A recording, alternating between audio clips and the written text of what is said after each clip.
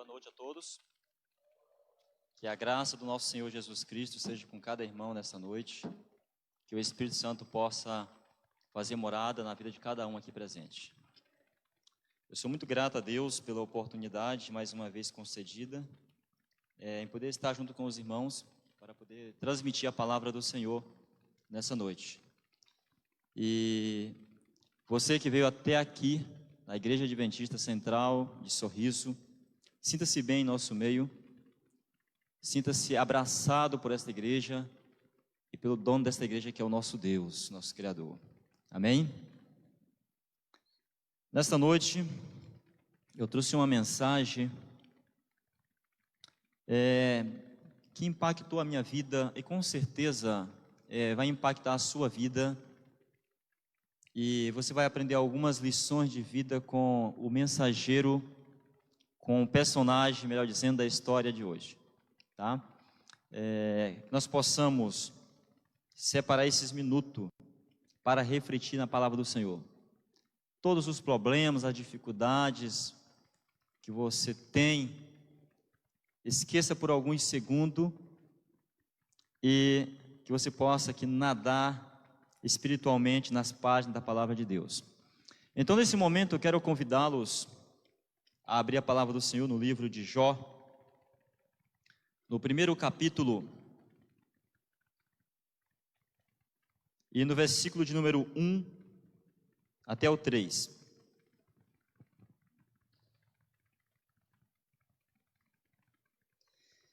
Ao você encontrar, eu quero convidá-los a colocar em pé para nós fazer a leitura desse texto inicial. Jó capítulo 1, verso número 1 até o 3.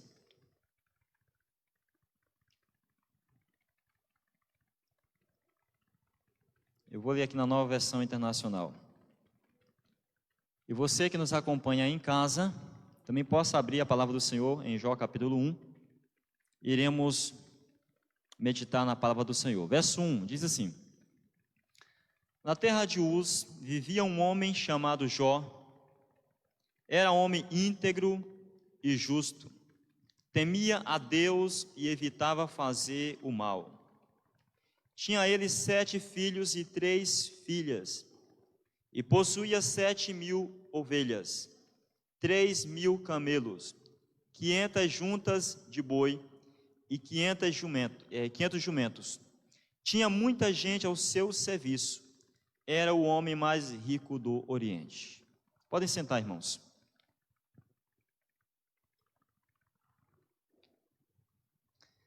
O livro de Jó foi o primeiro livro a ser escrito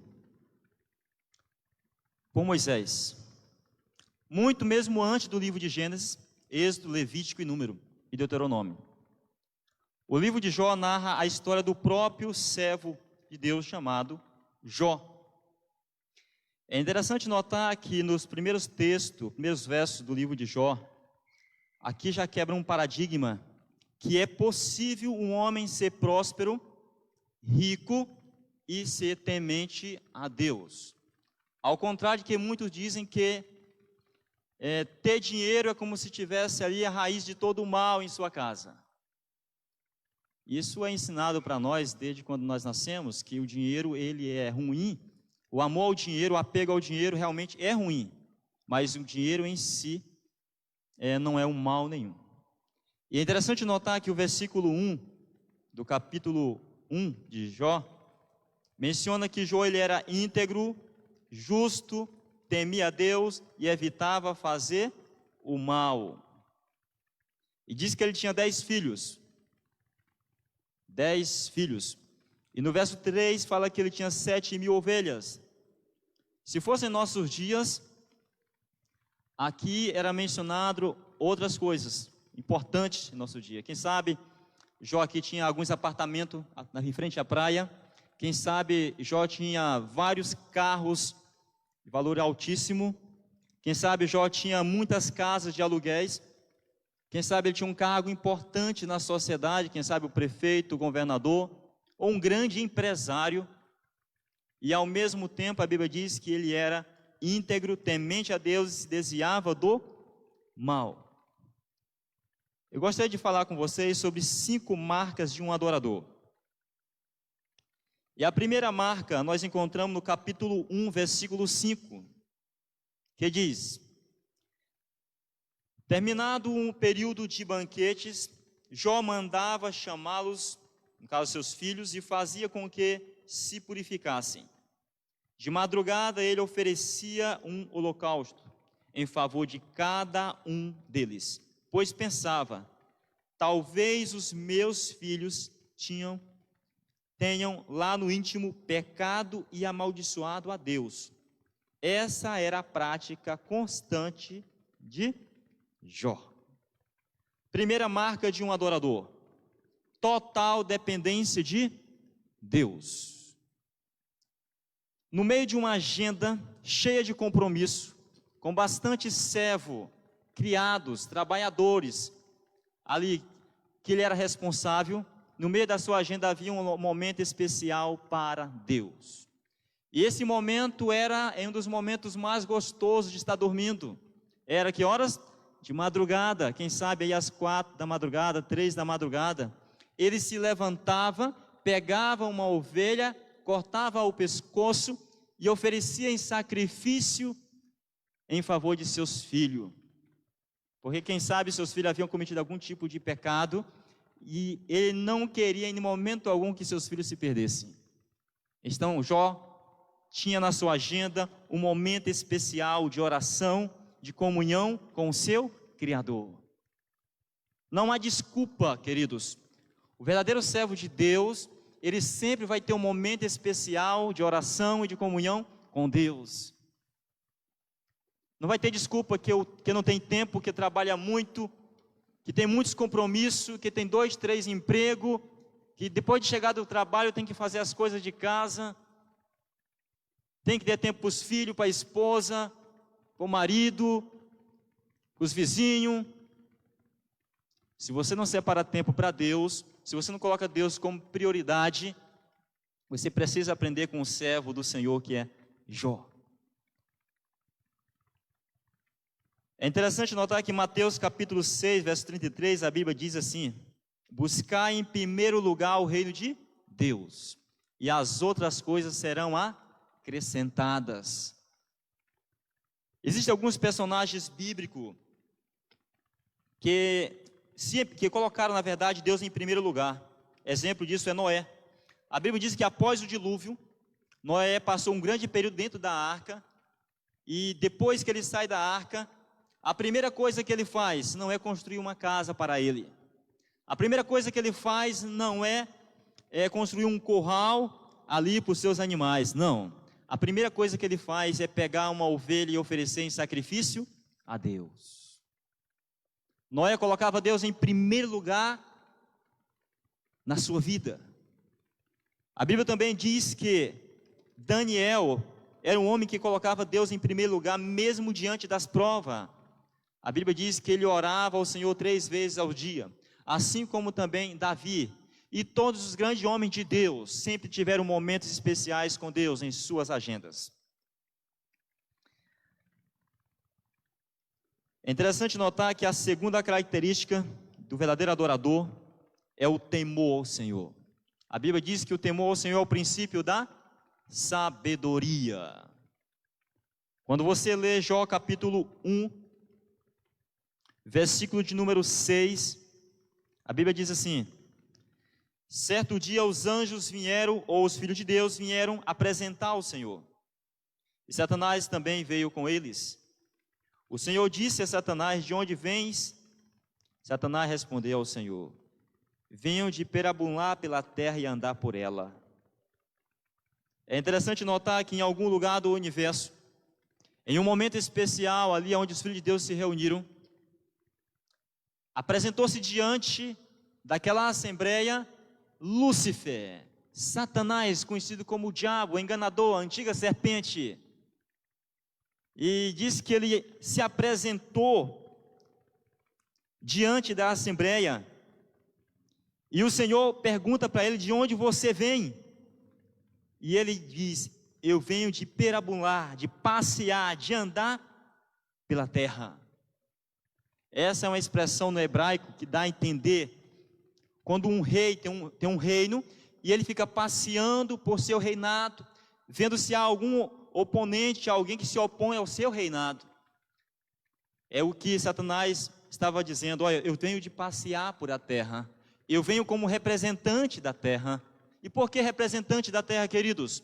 Porque em algum momento da história, lá no Gênesis, lá no Éden, a Bíblia menciona que Deus entregou nas mãos de Adão e Eva a terra, para que ele pudesse cuidar.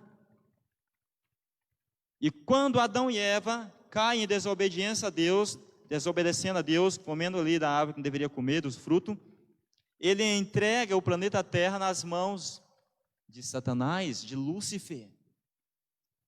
Agora Satanás é praticamente o dono da terra, ele representa a terra, e quando Jesus Cristo, em seu ministério ali durante seus 3 anos e meio, ele estava evangelizando, pregando, e de repente, o inimigo começa a se aproximar, ele diz para seu discípulo: aí vem o representante da terra, aí vem o príncipe desse mundo, e eu não tenho parte com ele. É interessante notar que Satanás vem como representante da terra, assim como todos os filhos de Deus estavam ali representantes de vários mundos, e quem representava a terra? Lúcifer. É interessante notar que o versículo 8, a Bíblia diz assim: disse o Senhor a Satanás: reparou em meu servo Jó? Não há ninguém na terra como ele, irrepreensível, íntegro, homem que teme a Deus e que evita o mal. Em outras palavras, Deus estava dizendo: Lúcifer, existe um lugar no planeta Terra em que você não reina. Você vem como representante da terra, mas existe um lugar no planeta Terra em que você não reina. Você observou o meu servo Jó, um homem íntegro, temente a Deus e que se desvia do mal. Você não reina no coração dele. Ali eu faço morada.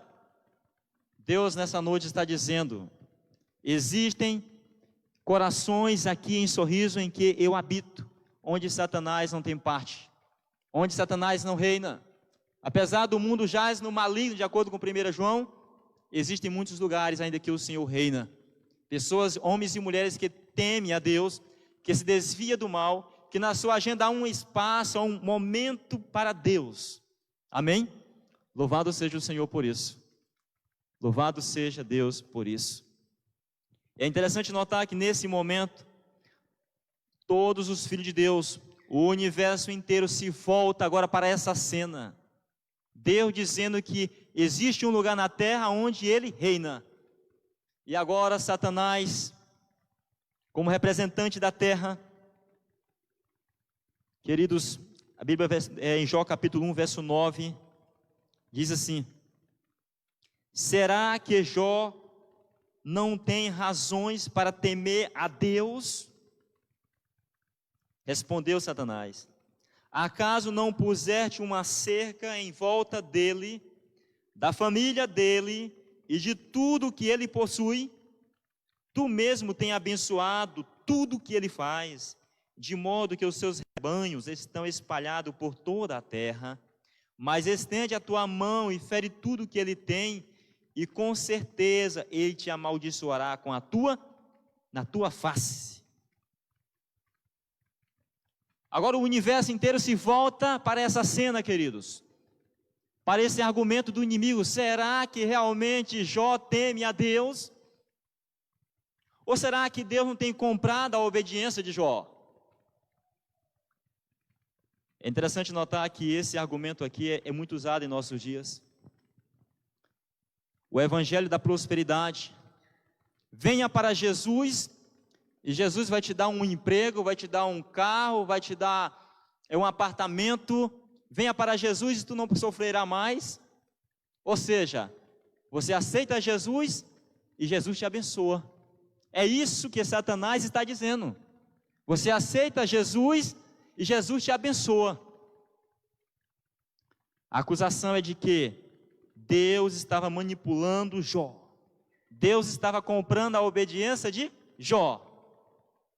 Jó obedecia, Deus abençoava. Jó obedecia, Deus dava prosperidade para ele. Esse era o argumento do inimigo. Esse é um argumento usado muito em nossos dias, queridos. A Bíblia menciona que nesse mundo nós teremos tribulações, mas tende bom ânimo, porque Jesus venceu o mundo. Nesse mundo nós passaremos por dificuldades. É isso que Jesus diz. E é interessante notar que Jó realmente temia a Deus, reconhecia a Deus como seu soberano. Ele vivia uma vida de obediência ao Senhor. E uma terceira característica, ele amava a Deus de maneira verdadeira, de forma genuína. O versículo 12 diz assim: o Senhor disse a Satanás: pois bem, tudo que ele possui está nas tuas mãos, apenas não toque nele. Então Satanás saiu da presença do Senhor. Sabe, amados irmãos, esse é um momento muito triste na vida de Jó. É um momento onde Deus entrega Jó nas mãos do inimigo. O inimigo agora vai tentar acabar com a vida espiritual do servo de Deus. É interessante notar que Jó, ele não tem essa visão do grande conflito entre o bem e o mal. Ele não sabe que em algum momento, em algum lugar do universo, está reunido os representantes de todos os lugares, e que Deus é colocado à prova, a julgamento, e que depende dele, da sua obediência, no meio do caos. Nesse momento diz que Satanás sai para tentar destruir a vida do servo do Senhor. E Jó está sentado em sua casa, quando de repente ele ouve uma notícia, o mensageiro chega com uma notícia, dizendo que os inimigos roubaram os seus animais e mataram os seus empregados. Mal esse servo dá a notícia, chega outro com uma seguinte informação: Jó, fogo desceu do céu e matou todas as suas ovelhas. A Bíblia diz que Satanás tem poder de fazer até fogo descer do céu à vista dos homens. Satanás tem alguns poderes que Deus permitiu, que Deus não tirou, mas esse poder é limitado. Todas essas ações aqui foi realizada por ele. Ele fez descer fogo do céu e consumiu todas as ovelhas de Jó. Jó olha para o seu pasto, não tem mais nenhuma ovelha. Jó olha ao seu redor, não vê mais os seus animais, os seus camelos. De repente, querido, vem uma grande tempestade e derruba a casa em que os filhos de Jó se encontravam, e eles morrem. Eu não sei quantos aqui nessa noite já tiveram passaram por esse triste momento de sepultar um filho. Eu tenho 3 filhos, graças a Deus estão vivos. Eu não tive essa triste experiência. Eu tenho um amigo que ele sepultou 2 filhos dele em questão de 1 ano. Um morreu num acidente em 2015, o outro morreu em um outro acidente em 2016, com 1 ano. E a gente fica sem palavra para consolar, para confortar alguém.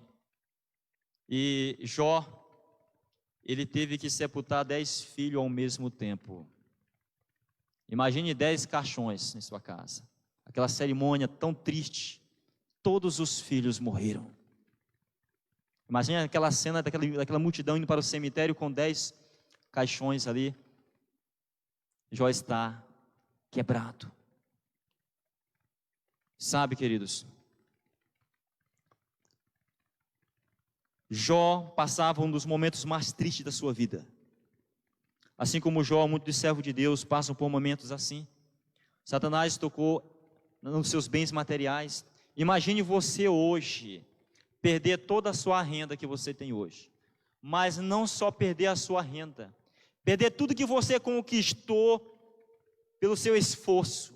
Quem sabe uma casa alugada, quem sabe um carro, quem sabe dinheiro na conta. Tudo que você tem de bens materiais você perder hoje e você começar do zero. O que você faria? Você blasfemaria contra Deus? Você de alguma forma iria falar contra o Senhor? Agora imagine você perder seus filhos. E não só os filhos. A Bíblia nos diz que Jó, ele também perde a saúde. Só que em Jó capítulo 1, verso 20, olha o que o servo do Senhor diz quando ele perde os filhos, os bens materiais.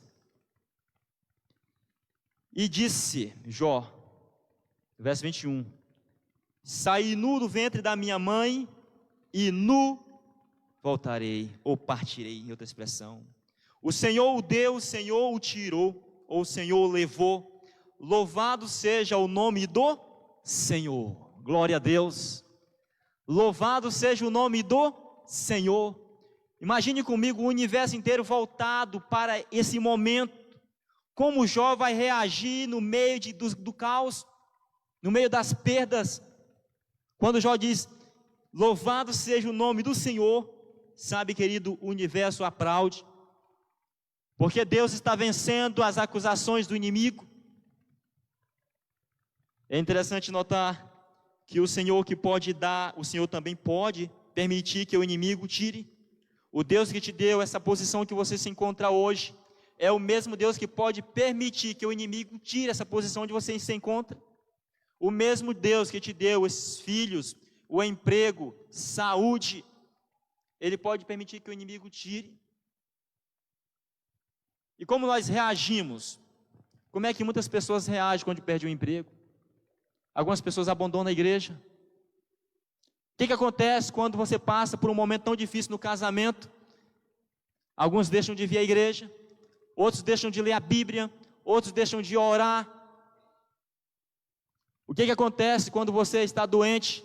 Você continua louvando o nome do Senhor? O universo está de olho em nós. Paulo chega a dizer que nós somos um espetáculo para o mundo. O universo está olhando para nós, especialmente nos momentos difíceis e críticos da vida. Não vale a pena, querido, trocar o Senhor pelos bens materiais. Tudo nessa vida é passageiro. Em Marcos capítulo 8, 36, a Bíblia diz o que adianta o homem ganhar o mundo inteiro e perder a vida eterna. O que adianta o homem ganhar o mundo inteiro e perder a vida eterna? Eu não sei como é que está a sua vida espiritual, eu não sei qual o problema que você está enfrentando nessa noite. Eu não sei se tem pessoas aqui desempregadas, quem sabe tem buscado um emprego e não tem encontrado, quem sabe o patrão não tem dado sábado. Eu não sei se alguém aqui está doente, ou tem alguém doente que está despachado dos médicos. Eu não sei se tem alguém aqui que está à beira da separação e que não vê saída no seu casamento, já tentou de tudo, já buscou um psicólogo, um psiquiatra, um conselheiro, um ancião da igreja, o pastor, mas o esposo não tem jeito, a esposa não tem jeito, e você, a única alternativa que você vê é o divórcio, a separação. Quem sabe tem alguém desanimado por algum motivo da vida, ou decepcionado com alguém, chateado com o irmão da igreja.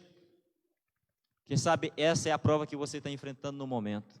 O universo está voltado para você nesse momento, ver como você vai reagir. Se você vai continuar buscando o Senhor, se você vai virar as costas para Ele nesse momento. O universo está voltado para você nessa noite.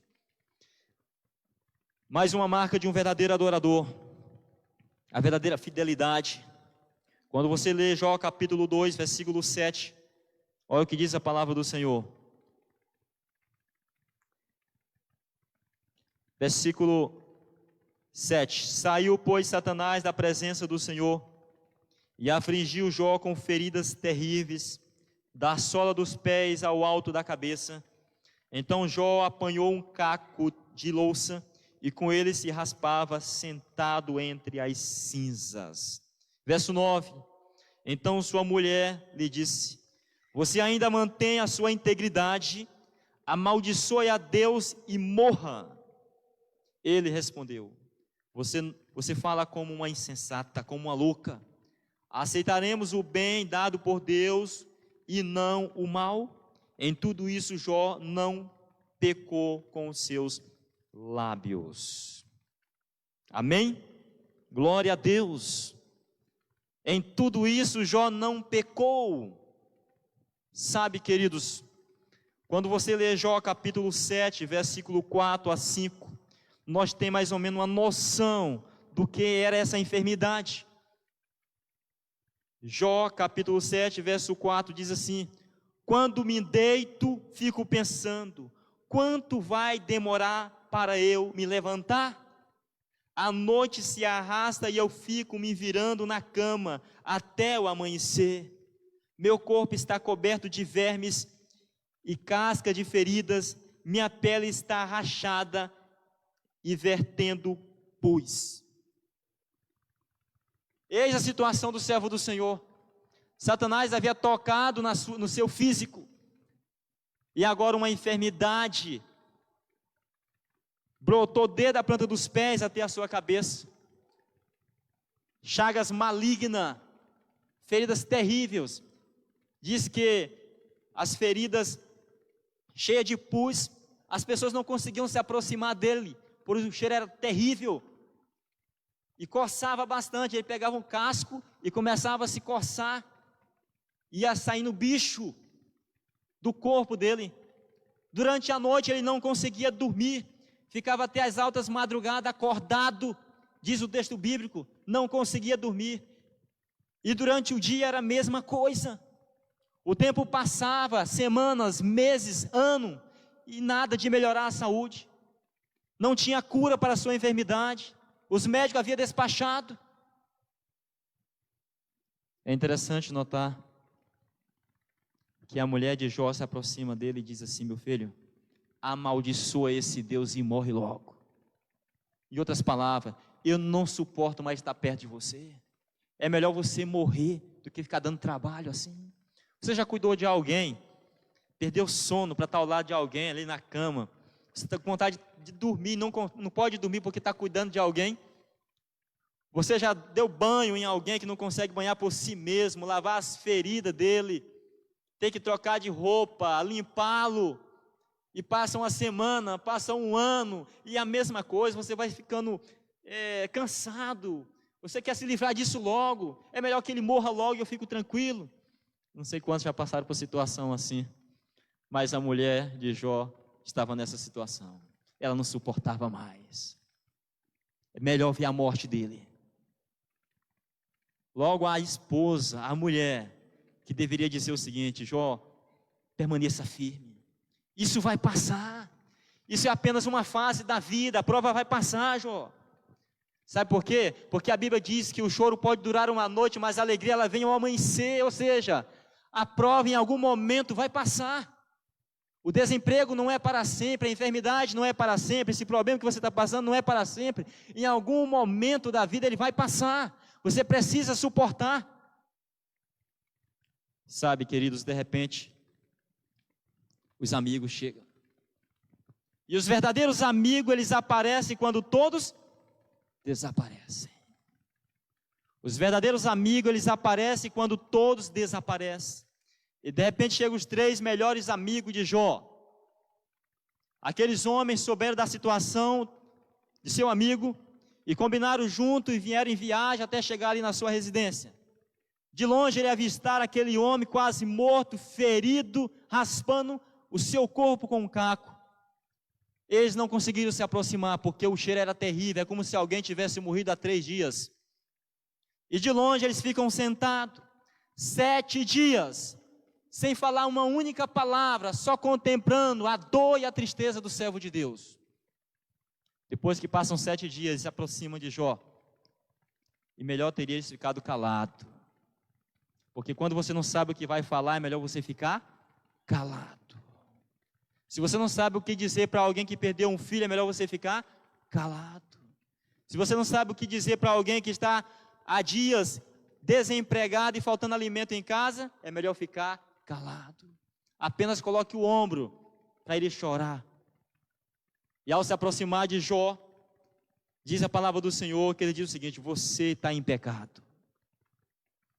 Você fez alguma coisa errada, Jó. Deus está te amaldiçoando, Deus está te castigando. Essa é a ideia, querido, de que quando nós estamos passando por alguma dificuldade, é porque nós pecamos ou fizemos alguma coisa errada, ela não vem de hoje. Essa ideia vem dos antigos, de que quando nós estamos passando por algum problema difícil é porque nós erramos. E foi isso que os amigos de Jó falaram. Você está em pecado, confessa seu pecado ao Senhor, Deus vai te perdoar, vai te curar, vai te restaurar. Deus vai sarar a tua vida. Sabe, nós não sabemos quanto tempo de sofrimento Jó passou. Mas o que nós sabemos é que um dia essa enfermidade dele passou. A grande pergunta é: até onde vai a sua fidelidade? Até onde vai a sua fidelidade? Até você perder o emprego? Até você se separar da sua esposa? Até os seus filhos te abandonarem? Até você deixar de ter um cargo na igreja? Até onde vai a sua fidelidade? Essa é a pergunta que eu gostaria de fazer para você. Até onde vai a sua fidelidade? Jó estava disposto a morrer por amor ao Senhor Jesus. Agora, indo para a parte final da mensagem, eu quero apresentar para você que Deus permite que os filhos de Deus passem por prova. A Bíblia nos diz que Deus permitiu que Daniel fosse lançado na cova dos leões, mas Deus estava lá com ele. A Bíblia nos diz que Deus permitiu que Sadraque, Mesaque e Abednego fossem lançados em uma fornalha, mas Deus estava ali com ele. A Bíblia nos diz que Deus permitiu que José fosse lançado em uma prisão e permanecesse muitos anos ali, mas Deus estava com ele. A Bíblia nos diz que Deus permitiu que João Batista ficasse muito tempo ali no calabouço, preso, mas o Senhor estava com ele. A Bíblia nos diz que Deus permitiu que Paulo passasse por vários naufrágios e fosse escoteado várias vezes, e fosse espancado e passasse por fome, por sede, nudez, mas Deus estava com ele. Sabe o que Jesus está dizendo para você? Eis que estou convosco todos os dias, até a consumação dos séculos. Amém? Eis que estou convosco todos os dias, até a consumação dos séculos.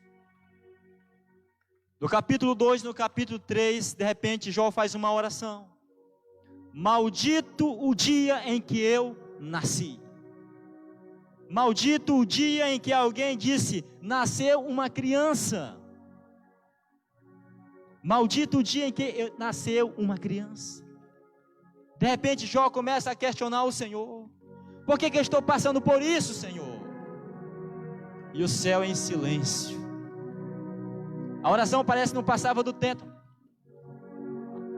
O céu em silêncio. O universo contemplando o servo de Deus que está na prova, para saber se ele vai passar na prova, se Deus é colocado como justo e o inimigo como mentiroso. O tempo se passa. E de repente, queridos, Deus se manifesta. Uma das coisas mais tristes é você orar e Deus ficar em silêncio, e você não saber o que fazer. Só que de repente Deus se manifesta através de um redemoinho, e Deus começa a fazer algumas perguntas ao servo do Senhor: Jó, onde tu estava quando eu lancei os fundamentos da terra? Onde tu estava quando eu criei o relâmpago e o trovão? Jó, tu sabe aonde é que nasce a luz e onde se esconde as trevas? Me responda, se é que tu sabes. Quem criou os animais marinhos? Quem que disse: até aqui você vai, oceano, daqui você não passa? Onde tu estava, Jó? Capítulo 38, capítulo 39, capítulo 40, Deus faz mais de 100 perguntas, e Jó não tem resposta.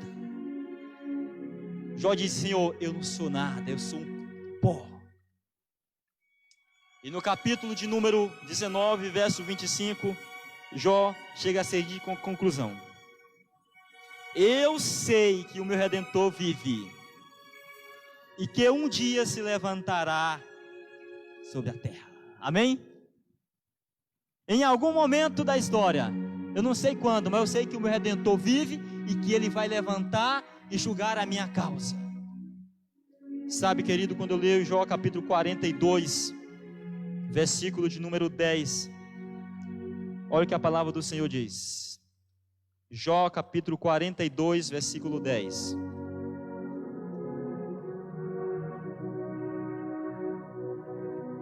Diz assim a palavra do Senhor: depois que Jó orou por seus amigos, o Senhor o tornou novamente próspero e lhe deu em dobro tudo o que tinha antes. Amém? Deus deu em dobro a Jó tudo o que ele tinha antes. Apenas os filhos Deus não deu em dobro. Sabe por quê? Porque na manhã da ressurreição eles ressuscitarão para receber o abraço do Pai. Amém? Vale a pena permanecer fiel a Deus? Vale a pena suportar a prova? Agora, querido, o universo inteiro vê que o servo de Deus obedecia a Deus, não é por causa das ovelhas, não é por causa dos jumentos, não é por causa da prosperidade financeira, não é porque estava com saúde, não. Jó realmente obedecia a Deus. Agora Satanás é expulso da presença do Senhor. Seus argumentos foram refutados.